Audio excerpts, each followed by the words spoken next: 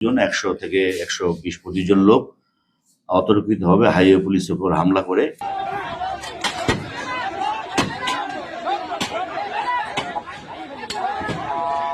মহাসড়কে বিপরীত দিক দিয়ে উল্টা পথে 3 হুইলার চলে।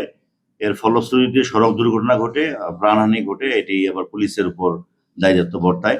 তার এই ধারাবাহিকতায় গতকালকে হাইওয়ে পুলিশ, কুমিল্লা রিজিয়নের হাইওয়ে পুলিশ বিপরীত উল্টা পথে যে গাড়ি 3 হুইলার যেগুলো চলতেছিল, ইজি বাইক, সিএনজি, এগুলির বিরুদ্ধে অভিযান এবং প্রসিকিউশন দাখিল করতেছিল।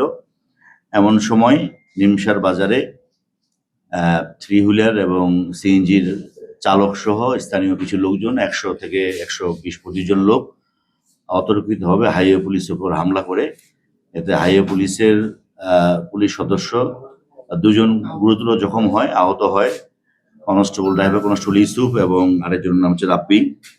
এরা মারাত্মকভাবে আহত হয়।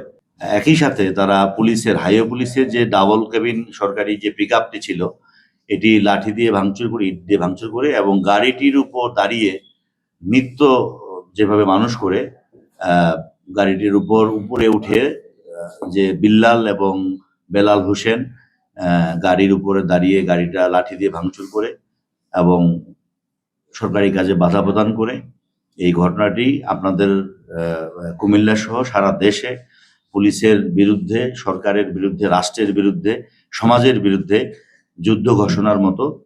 এটি তাৎক্ষণিকভাবে আমাদের জেলা পুলিশের ঊর্ধ্বতন কর্মকর্তাবৃন্দ সহ আমাদের ডিবি পুলিশ এই ঘটনার পর আমরা অভিযান চালাই এবং ঘটনার সাথে প্রত্যক্ষভাবে যারা জড়িত তাদের মধ্য থেকে 19 জনকে এখন পর্যন্ত আমরা গ্রেপ্তার করেছি।